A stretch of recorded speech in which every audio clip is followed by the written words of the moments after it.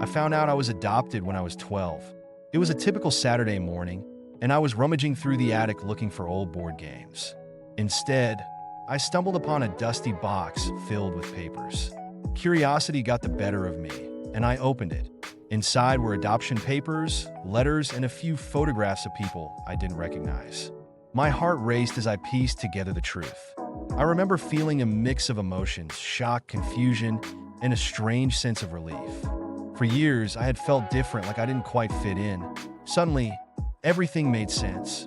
I confronted my parents, and they sat me down, their faces a blend of concern and love. They explained that they had chosen me, that I was wanted and loved. But the questions flooded my mind. Who were my biological parents? Why'd they give me up? As I navigated through this new reality, I found myself on a quest for answers. I started with the letters in that box. They were filled with love and hope, written by my birth mother. She spoke of her dreams for me, how she wanted a better life for me than she could provide. It was heartbreaking and beautiful at the same time. I felt a connection to her, even though I had never met her. I began to research adoption, learning about the complexities of it all. I discovered that many people share similar stories and that adoption can be a beautiful thing. It's not just about being given up, it's about being chosen. I realized that my adoptive parents had made sacrifices to bring me into their lives. They had poured their hearts into raising me, and that love was undeniable. But the search for my biological roots continued. I joined online forums and support groups, connecting with others who had been through similar experiences. Some had found their birth families, while others were still searching. I learned about the emotions tied to adoption, identity, belonging, and the longing for connection. It was comforting to know I wasn't alone. Eventually, I decided to take the leap and search for my birth parents.